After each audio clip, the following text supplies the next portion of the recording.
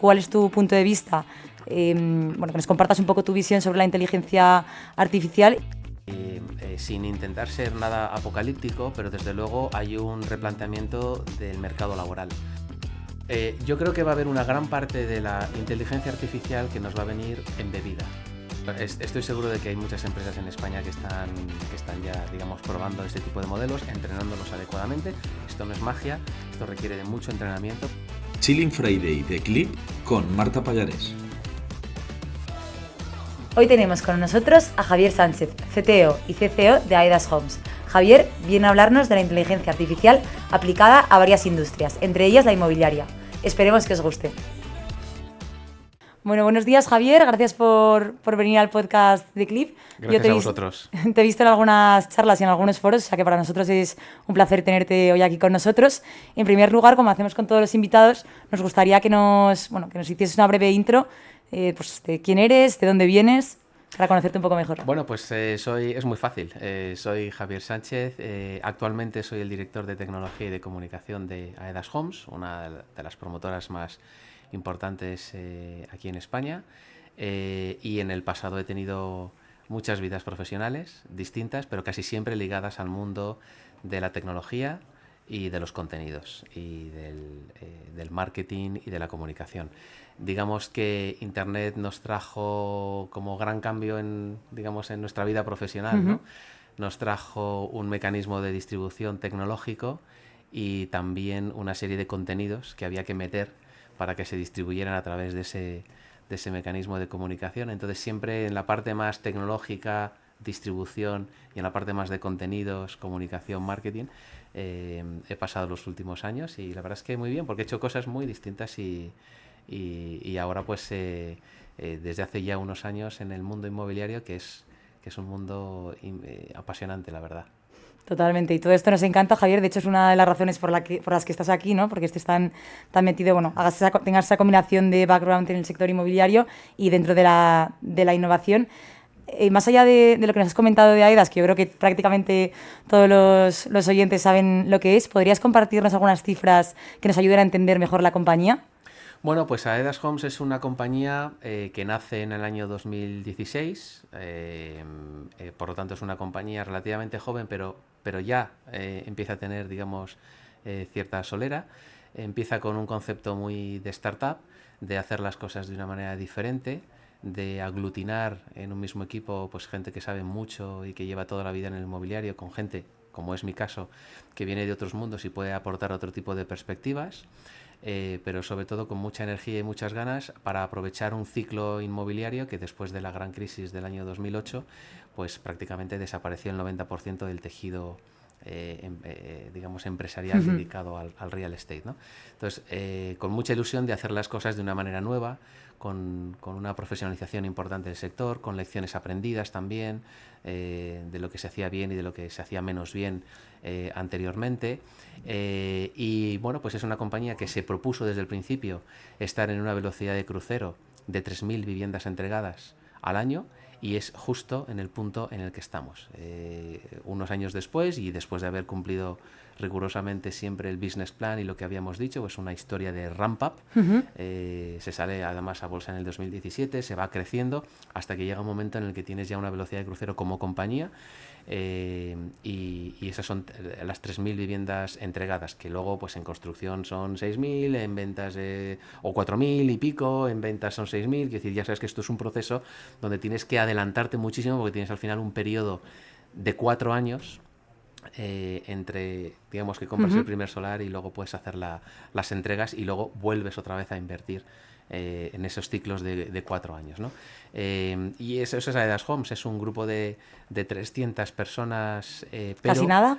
Casi nada, pero que trabaja realmente para las 7.000 personas que están involucradas en todo el proceso de fabricación y de entrega de una vivienda, puesto que hay estudios de arquitectura, cantidad de empresas de ingeniería, por supuesto las constructoras, las subcontratas de las constructoras para hacer realidad el proyecto. Es decir, al final se involucra de una manera industrializada a 7.000 personas, aunque nosotros en la compañía seamos 300. Pero siempre intentamos pensar en cómo construir las mejores plataformas y la mejor tecnología para hacer la vida mucho más fácil de los 7.000, porque al final lo que nosotros somos un gran fabricante industrial de vivienda. Qué bueno, Javier, oye, enhorabuena. Además, me consta que todo lo que dices es cierto. He visto además que los últimos, bueno, el último año, 2022, principios de 2023, lo habéis petado.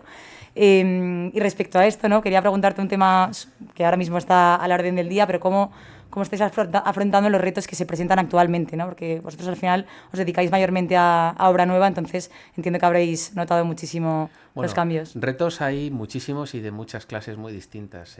Fíjate que es que en los últimos años hemos tenido absolutamente todo, es decir, cambios geopolíticos importantes, guerras aquí a las puertas de Europa y lo que está pasando ahora, una pandemia. O sea, si te pones a hacer una película de terror, no te sale No te da. lo mismo que ha pasado en el mundo en los últimos años. Entonces, imagínate pues la rotura de cadena de suministros, la inflación que hemos tenido después de haber tenido una década anómala de tipos de interés cero. Entonces, ha habido tantísimos cambios en el mundo que lógicamente afectan, porque es que te afecta el que produce cemento en otra parte del mundo que luego te lo tiene que traer aquí. Todos los materiales que involucra lo que es la construcción de una vivienda. Entonces, al final, estás afectado por muchísimas cosas. Entonces, como ya no lo puedes prever, y lo único que puedes hacer es gestionarlo de la mejor manera posible, pues esto es un poco como el tenis. Es decir, oye, te viene un globo, pues te tendrás que ir para atrás, venga, y luego Totalmente. le tienes que dar de una manera.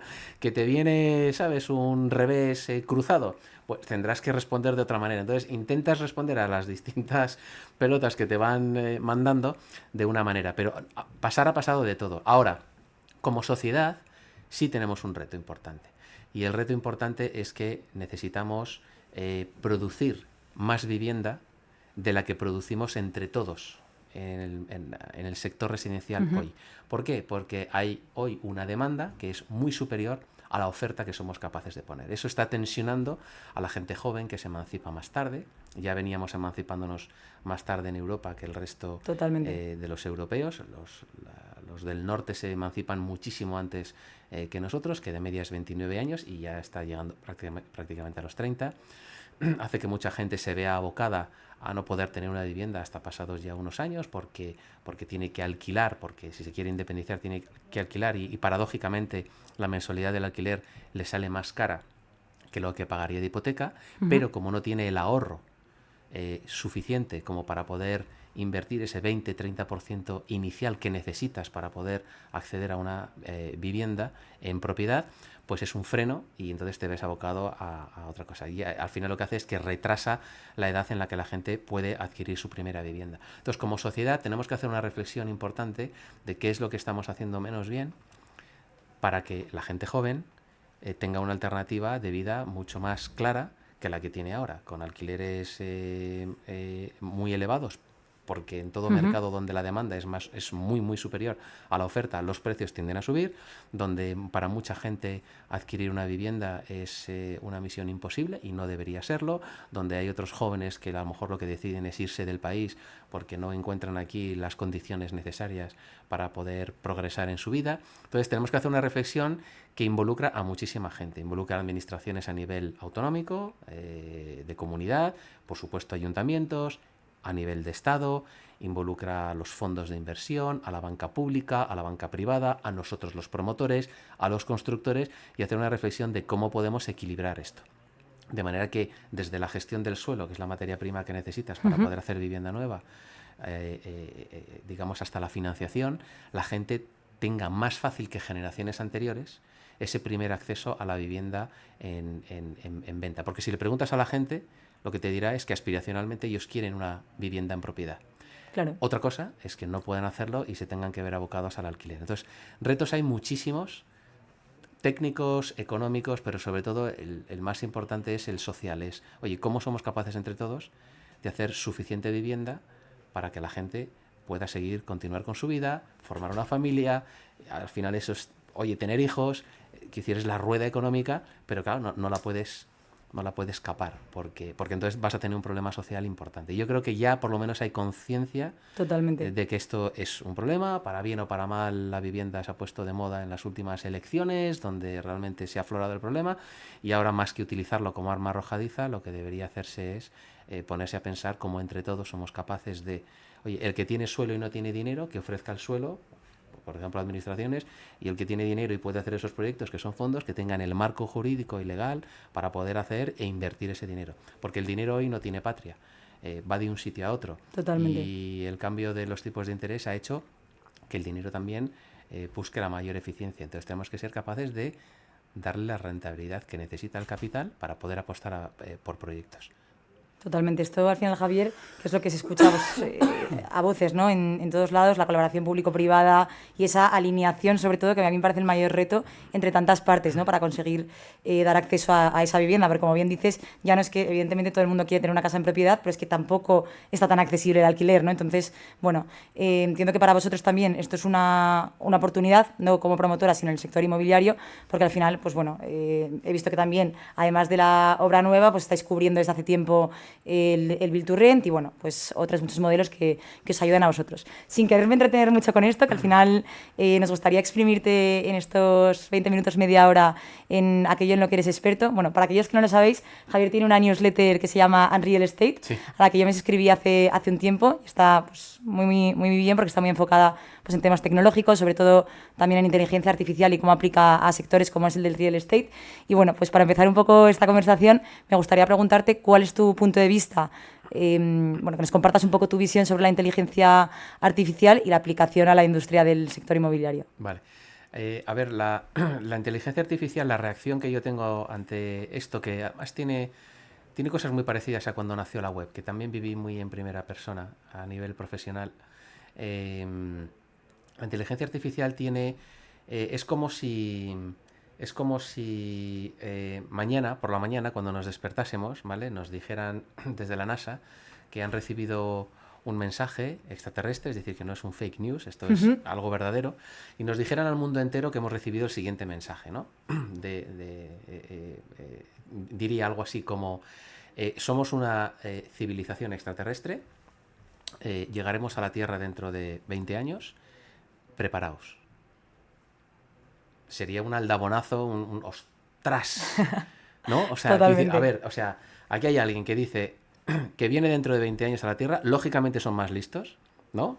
Que nosotros, porque nos han hecho llegar este mensaje y parece que tienen capacidad para atravesar el espacio y llegar aquí a la Tierra, y lo que nos están diciendo es preparaos. Y no sabemos si vienen a mejorar la humanidad y curar el cáncer, o a terminar de explotar el planeta antes que lo hagamos nosotros y llevarse los recursos. No lo sabes, ¿no?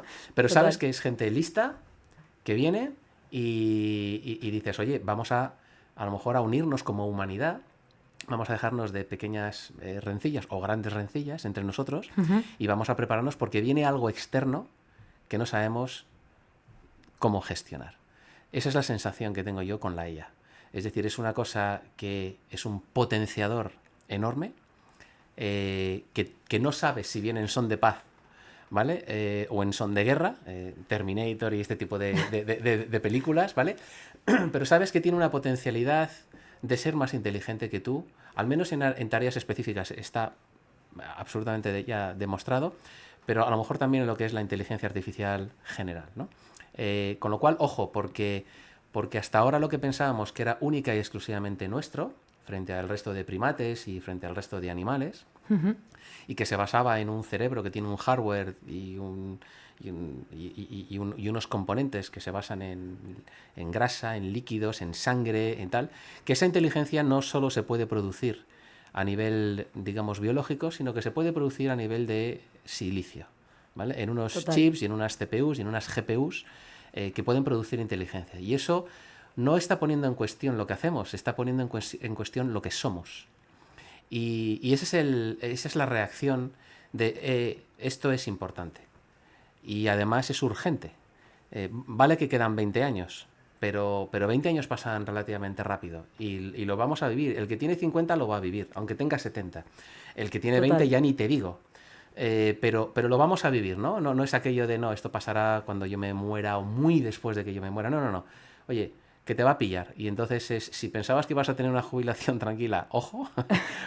Eso ya se ha acabado. Porque en 10 años te puede cambiar mucho la película, ¿vale? No te digo ya en 20. Y si pensabas que ibas a tener una vida profesional basada en los paradigmas de educación que hemos tenido durante los últimos años, que era para un mundo distinto al de ahora, también ojo, porque te están moviendo un poco el suelo y a lo mejor lo que has estudiado no tiene tanto sentido para lo que viene, porque vas a tener algo que te va a ayudar, que te va a potenciar o que te va a decir por dónde tienes que ir, y que tú no vas a poder hacer mucho por decidir. Con lo cual también te están moviendo el mundo laboral y el mundo personal de ocio y de lo que haces en tu tiempo libre, ¿no?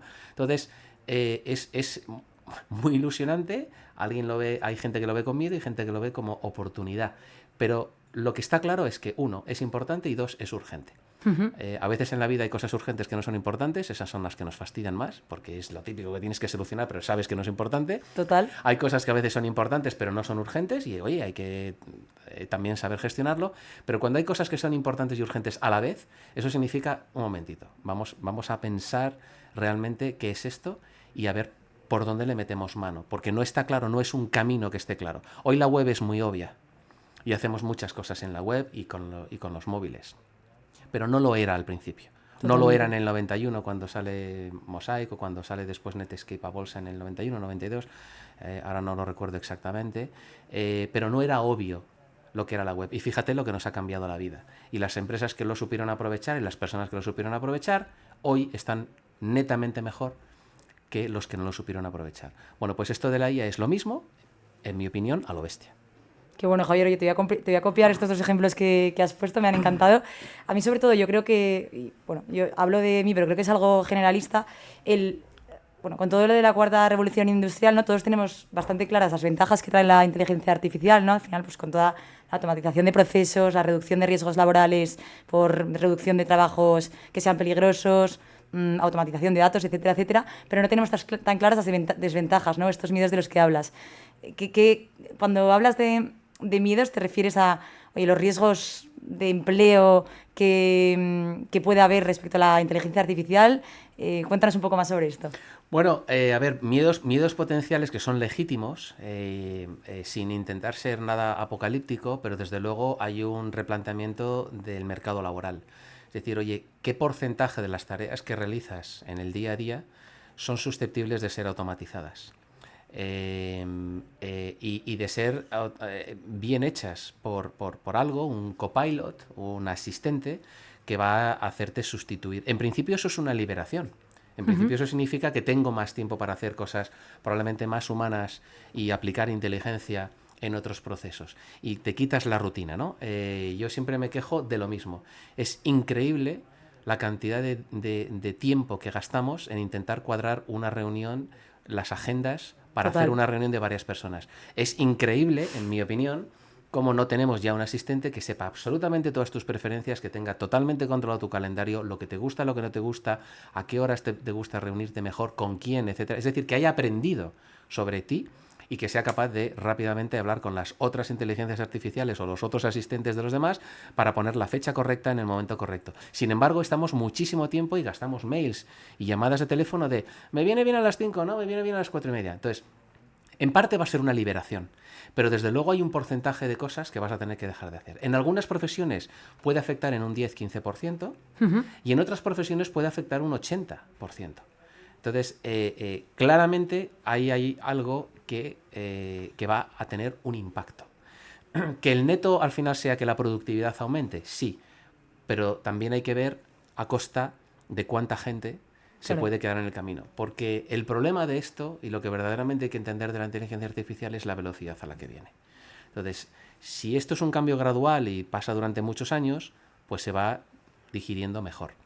Si esto es un cambio realmente radical y en pocos años te encuentras con una masa laboral que la has desintermediado de alguna manera, puedes tener un problema social realmente muy grande. Entonces, balancear eso no va a ser fácil y ahí hay cuestiones de ética que son importantes. Y luego, no es lo mismo no estar de acuerdo con tu jefe o tu jefa que no estar de acuerdo con una máquina.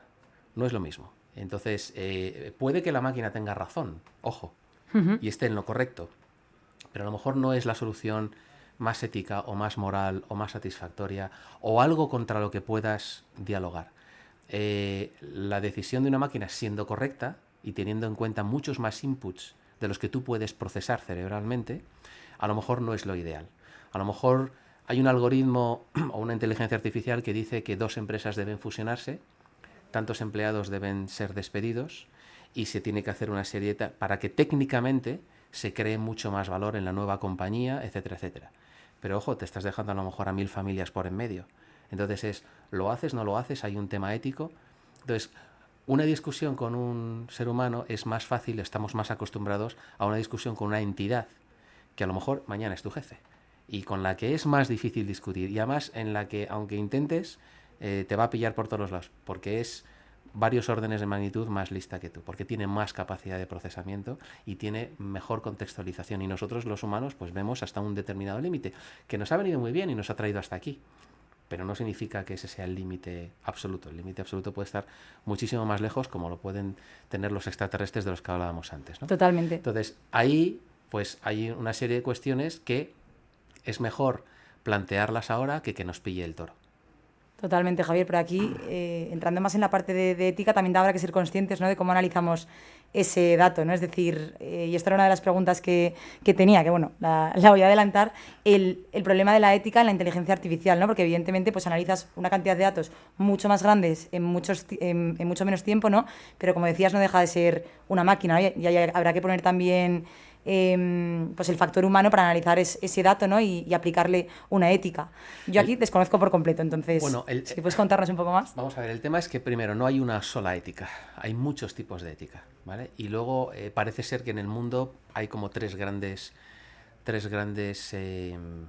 planteamientos a la hora de darle vuelo a la IA. Bueno, está el modelo chino, en el que, digamos, todo vale en el desarrollo de la IA y no hay que ponerle realmente muchos frenos ni mucha regulación a la IA, siempre y cuando sirva al partido, a la globalidad, a la entidad que en el fondo lleva bueno, pues a toda la gente que está en China y que hace que China sea un país más potente. Por lo tanto, la privacidad de los datos no importa en la medida en la que sirva para crear una IA que le sirva al partido, ¿no? Es un modelo. Luego tenemos el modelo más norteamericano. Es un modelo en el que, oye, vamos a ponerle freno a esto, pero tampoco nos vamos a volver locos, porque aquí lo importante no es tanto el Estado, sino las empresas. Es decir, que la IA y los datos, tanto en cuanto sirven al propósito empresarial, como el modelo es que las empresas sean cada vez más grandes, más potentes, más influyentes en el mundo, todo vale. Por lo tanto, no está destinado al partido político, sino que está destinado a el crecimiento empresarial. Entonces, bueno, pues es un segundo modelo, ¿vale? Que tiene otros valores y otros baremos distintos a la hora de hacer evolucionar la IA. Y hay un tercero, que yo creo que es el europeo, que es el de, oye, ni para el Estado, ni para el beneficio, para el bien común y el Estado o el partido, ni tampoco radical para las empresas y su mejora y su aumento de beneficio y cada vez más EBITDA y etcétera, etcétera, etcétera, sino vamos a pensar en las personas y en los derechos que tienen las personas a la hora de ser dueños de los propios datos que ellos generan. Y vamos a regular esto. Y eso puede frenar la IA mientras tienes dos polos que están diciendo dale, dale, dale, que aquí lo que nos estamos jugando es quién va a ser el que tenga la IA más potente. Me da igual si es en defensa, si es en economía, si es en cualquiera de los ámbitos a los que puedas aplicar la IA. ¿Se queda Europa detrás de esto y bueno, ya lo aprovecharán más en el futuro, igual que aprovechamos la electricidad cuando la inventaron otros o aprovechamos un montón de inventos que han inventado otros, ¿no? Pero por lo menos intentamos proteger a las personas y los datos de las personas. Bueno, pues es un tercer modelo, que a mí me parece muy bueno en determinadas cosas, que creo que es el ético y moral con el que yo más comparto a nivel personal, pero que es verdad que ese tipo de cuestiones te puede frenar, claro, y la regulación te puede frenar el I+D y la evolución de la IA. Mientras que si no tienes ningún freno y lo que quieres es, oye, ¿cómo puedo matar de la manera más eficiente? Pues oye, pues desde luego no tienes frenos a poder desarrollar una IA que mañana sea la que sea tu capitán general en una guerra. Y como estos hay muchos ejemplos. Entonces yo creo que en estos 3 modelos, creo que en la mezcla correcta está lo bueno, pues que la IA debería ir a tope para hacer nuevas proteínas y nuevos medicamentos, pero a lo mejor en otras cosas deberíamos ponerle freno. Y los datos deberían ser buenos, porque si no alimentas con datos buenos la IA, te va a salir la misma basura que metes, es la misma basura que te va a salir, pero por otro lado, oye, tendrás que respetar los datos de las personas y que las personas puedan decidir lo que quieren compartir y lo que no quieren compartir. Entonces creo que el modelo europeo es el más central de todos, pero creo que a nivel de tecnología la regulación, que siempre va a remolque de la vida, pues te frena. Y lo que hay ahora es una lucha importante entre estos 3 modelos éticos. Pero como te digo, éticas hay muchas. Totalmente, oye, súper buena definición. Pero yo creo que, como dices, al final no todo vale y al final de lo que se trata es de pues aplicar la ética y que sea sostenible a largo plazo, ¿no? Porque al final, o sea, bueno, yo así a priori te diría que me quedo con el 3, luego con el 2 y luego con el 1, ¿no? Pero claro, luego hay que ponerlo en marcha y que no explote en un momento determinado. Dentro de... te voy saltando un poco de un tema a otro, perdóname, pero tengo muchísimas preguntas. Dentro de la inteligencia artificial generativa, en una de tus newsletters lo aplicabas al sector inmobiliario, ¿no? Y ponías el ejemplo de Zillow, cómo a día de hoy, que esto de momento no ha llegado a España, se puede buscar una casa casi hasta poniendo el número de heladerías, ¿no?, que quieres tener alrededor. ¿Cómo de lejos crees que estamos de esto aquí en España o en Europa? Bueno, estoy seguro de que hay muchas empresas en España que están ya, digamos, probando este tipo de modelos, entrenándolos adecuadamente. Esto no es magia, esto requiere de mucho entrenamiento para que los modelos no alucinen. Alucinar es una cosa muy humana, por cierto, entonces le estamos ya otorgando a la IA, digamos, un atributo humano que es el de alucinar. Entonces hay que entrenarlos bien, pero vamos, me sorprendería que no hubiera ya varias empresas que estén en esto. Al final, la búsqueda de una casa, incluso la compra de una casa o el alquiler y bueno, los distintos modelos que hay ahora, que ya no solo compra y alquiler, sino está el co-living, está el senior housing, están residencias de estudiantes, hay una paleta de colores más amplia, ¿no? Al final, eso es una conversación. Es una conversación que puedes tener con alguien cualificado que te va a desbrozar, digamos, esa selva y te va a decir cuál es el camino adecuado para que llegues, ¿vale?, a tu destino. Esa conversación se puede mantener, pues como la estamos manteniendo con ChatGPT en multitud de cosas.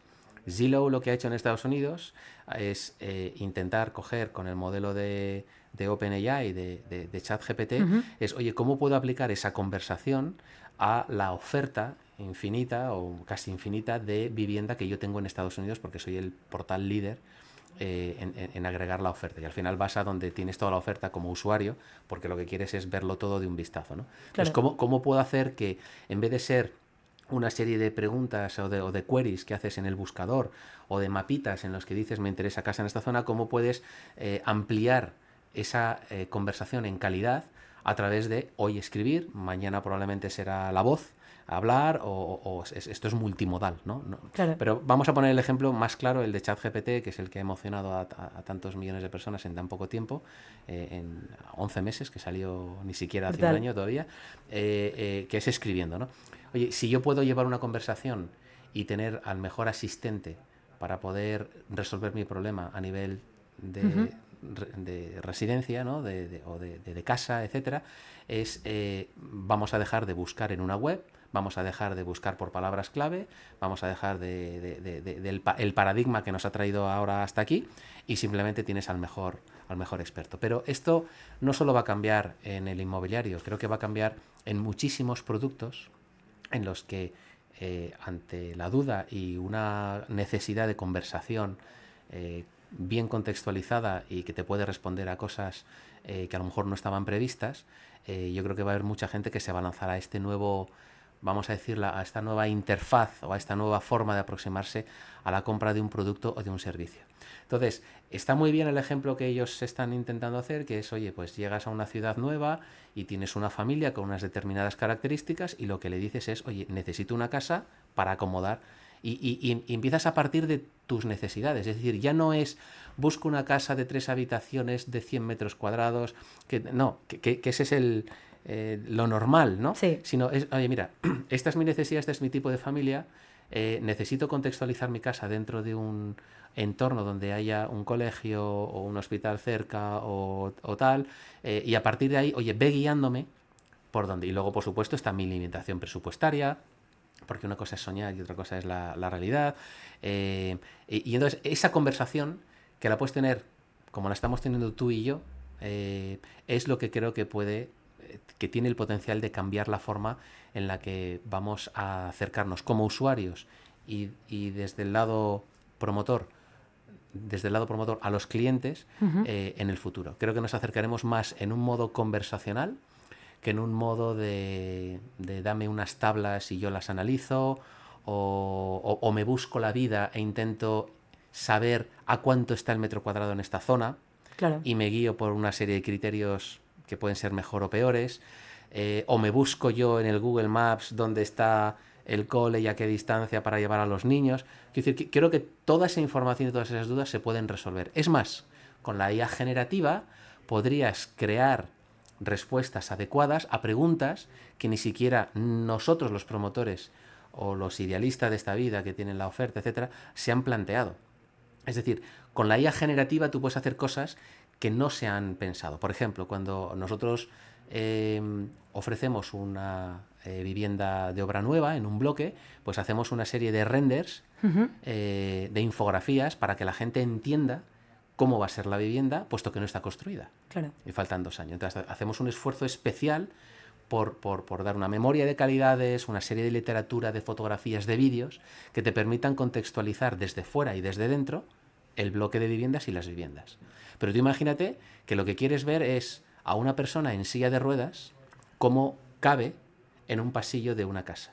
Y obviamente nosotros no hemos hecho un render con una silla de ruedas, porque es una cosa tremendamente específica. Pero tú le podrías preguntar a una IA generativa, oye, tengo un familiar en silla de ruedas, muéstrame, basado en estos renders, cómo queda una silla de ruedas, porque quiero ver los espacios, quiero ver cómo se gira, cómo, no sé, si cabe, si el ancho, si no sé qué, no sé cuántos. Y eso te lo puede generar una IA. Hacernos esa pregunta a nosotros ahora, pues tiene una respuesta que no es plenamente satisfactoria. Totalmente.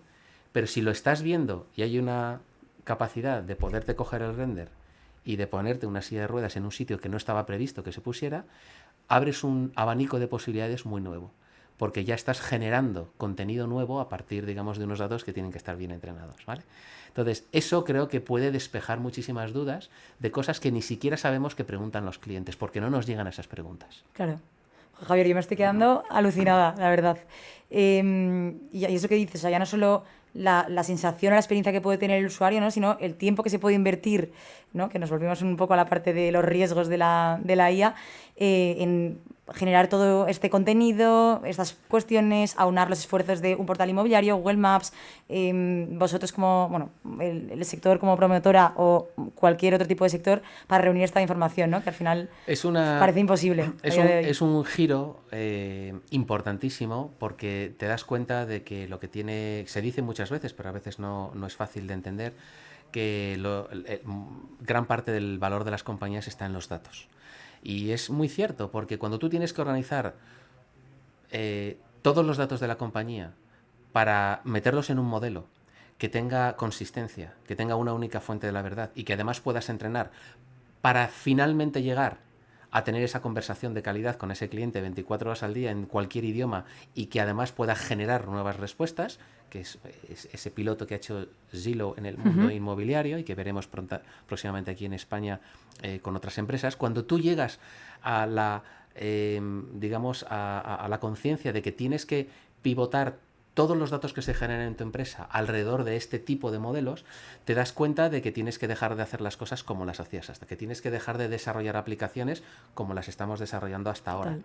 Que a lo mejor ya no es la web y ya no son las redes sociales, o no como las entendemos hoy, la forma de aproximarte como una empresa a tus clientes, que a lo mejor es una caja de búsqueda o es una especie de avatar que tiene un aspecto humano, en el que además puedes elegir quién quieres que te atienda porque tienes una serie de preferencias, y lo que tienes detrás es toda la inteligencia del mundo, porque es absolutamente especialista en ti, ¿no? Claro. Esto era como lo del Corte Inglés, especialistas en ti. Bueno, pues han surgido muchos especialistas en ti, ¿vale? Entonces, cuando te das cuenta de que eso solo es posible a partir, digamos, de los datos que genera la compañía y de cómo los estructuras y cómo los vas a explotar, te das cuenta de que efectivamente los datos son el nuevo petróleo, ¿vale? Es lo que hace que las empresas aprendan y se equivoquen más o menos, son lo que te va a permitir hacer a futuro este tipo de interfaces, de experiencias nuevas de clientes,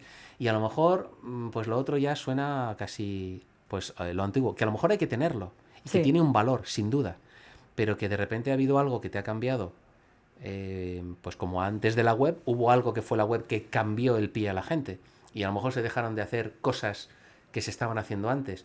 Y no es que hayan desaparecido, pero caramba, se han limitado porque se han quedado muy atrás, la vida cambia. Bueno, pues con la IA esa sensación es la misma. Es, oye, tienes que pegar un giro copernicano en lo que es la compañía porque ahora necesitas organizarte de una manera distinta para poder afrontar los retos que vienen y las nuevas experiencias de cliente que puedes proporcionar. Y si no lo haces tú, desde luego te lo va a hacer alguien. Entonces, totalmente. Bueno, nosotros hemos tomado mucha conciencia de que más allá de los desarrollos, digamos, el desarrollo tecnológico más tradicional, ¿vale? Ahora de lo que se trata verdaderamente es de cómo orquestas todos esos datos, los tuyos, los que generan tus clientes y los externos, para poder tener una conversación, como te digo, de tener el mejor vendedor o vendedora del mundo a tu servicio, a tu disposición. Totalmente.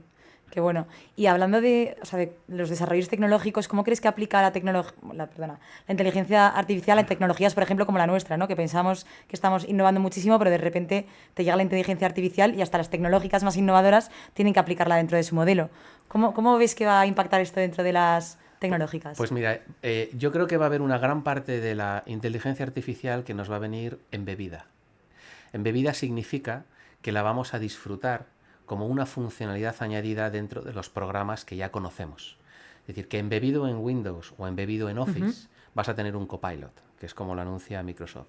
Que embebido en Salesforce vas a tener un Einstein GPT que te va a permitir contestar de la manera más adecuada a preguntas de clientes, incluso hacerte sugerencias de cuándo les tienes que enviar una nueva campaña, o que en directo, cuando ese cliente esté hablando con alguien por teléfono del contact center y le esté atendiendo, sea capaz de saber cuál es su sentimiento, si está enfadado, si no, cuál debería ser a lo mejor el tipo de respuestas o el tipo de ofertas o el tipo de soluciones que le tienes que dar en directo, porque está analizando en tiempo real esa conversación para poder servir mejor a ese cliente, ¿no?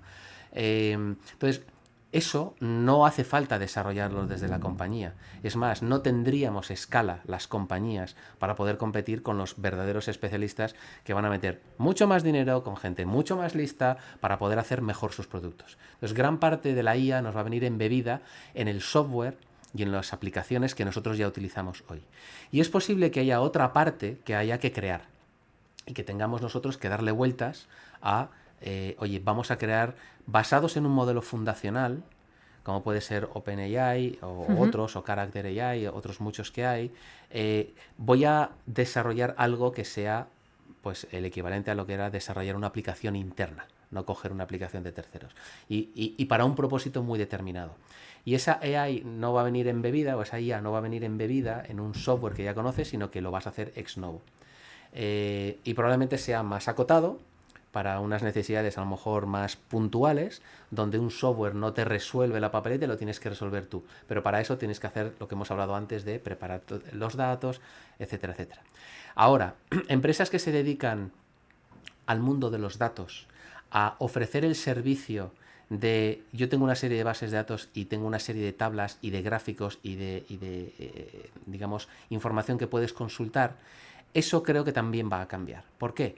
Porque ya no se trata de ir a 4 tablas y después deducir el dato que tú estabas buscando.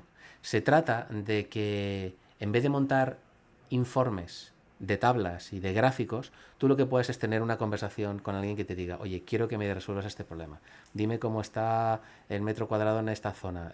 Dime las casas que están un 10% por encima o por debajo. Ya no tienes que ir a tablas a buscar la respuesta, sino que directamente lo conversas. Entonces es una especie de traductor de humano a humano. Total. ¿Vale? Antes lo que hacías era humano a alguien que ha hecho un informe o una tabla Bueno, pues ahora lo que hay en el medio, lo que había en el medio y lo que sigue existiendo en el medio es un SQL, es una query, una pregunta. Entonces, si tú eres capaz de traducir de humano, obviar la parte de queries, pero hacer de alguna manera que la información viaje hasta una base de datos y devolver la información en vez de en formato tabla, en formato de lenguaje, estás haciendo un traductor de humano a humano.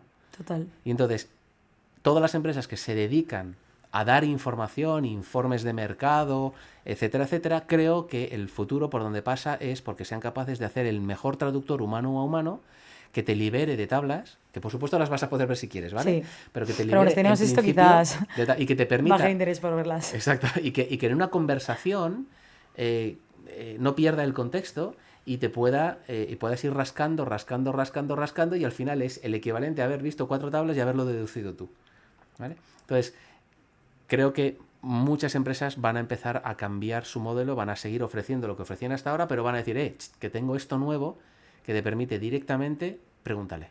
Y ya me encargo yo de una base de datos vectorial, de, ¿sabes?, sacarle Totalmente. la información para que te dé la respuesta adecuada y efectivamente sea unos datos ciertos, genere confianza, no pienses que son datos inventados, sino que son datos verdaderamente correctos, y una vez tengas esa confianza, porque esté suficientemente bien entrenado el modelo, la gente creo que lo más natural del mundo es hablar y por lo tanto preferirá 1000 veces preguntarle a alguien o una entidad o lo que sea Totalmente. algo. Es que es tener al final una interpretación de datos a tiempo real, ¿no? Que parece increíble. Jope. Bueno, yo... Vamos, que tengo preguntas hasta... Vamos, yo creo que te voy a tener aquí un rato después de terminar. No me quería ir sin preguntarte una última cosa que mencionas mucho en charlas y me voy otra vez a las newsletters, que si no estáis inscritos, estáis tardando, y que es la del el humano aumentado.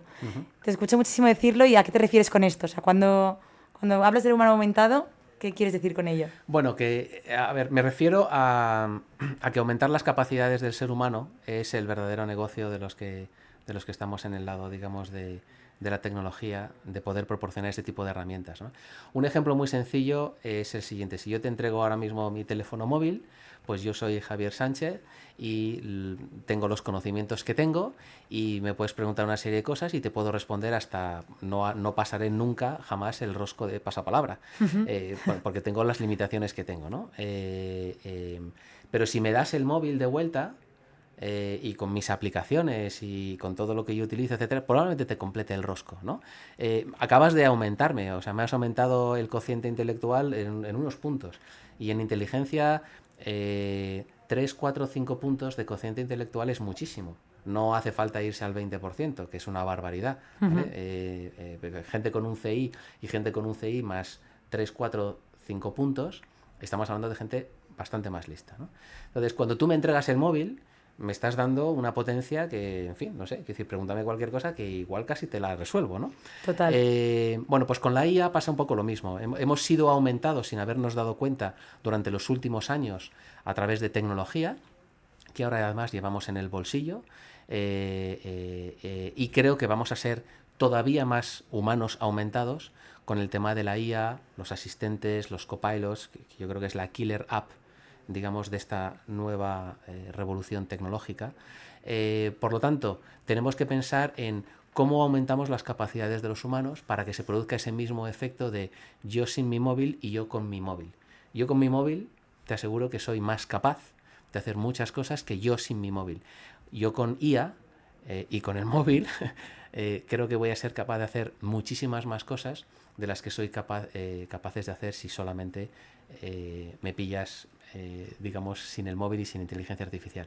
Y creo que ese es el enfoque adecuado. Por lo tanto, nos gusta decir que en AEDA somos 300 humanos aumentados.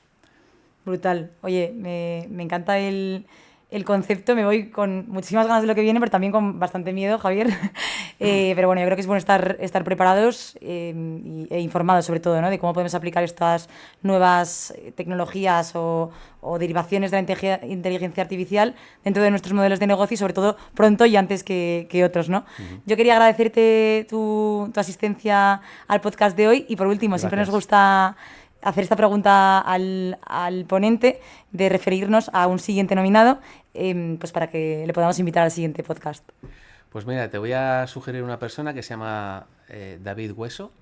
¿Le conocemos? ¿Le conocéis? Nos encantará tenerle. Fenomenal. Él está en The Fringe Lab. Es una incubadora de proyectos, muchos de ellos basados en data y en real estate, con lo cual si ese es el foco, creo que os puede dar una perspectiva de muchas cosas que están cocinándose y que florecerán, algunas de ellas y otras no, porque ese es el mundo, digamos, de las startups. El grado de mortandad es alto, pero va digamos, en el modelo de búsqueda de negocio, ¿no? de modelo de negocio.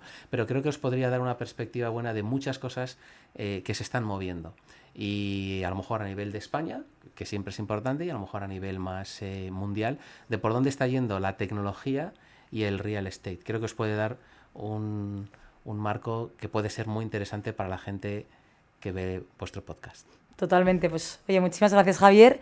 David, será un placer tenerte con nosotros, vas a acabar harto de mí. Además, David organiza los PropTech Thursday, que no nos perdemos ninguno, sí. Y por lo menos una vez al mes, bien, sí. Eso es, me encuentro con él. O sea que otra vez te ha tocado venir y nos encontraremos aquí. Y nada, Javier, muchísimas gracias por tu presencia.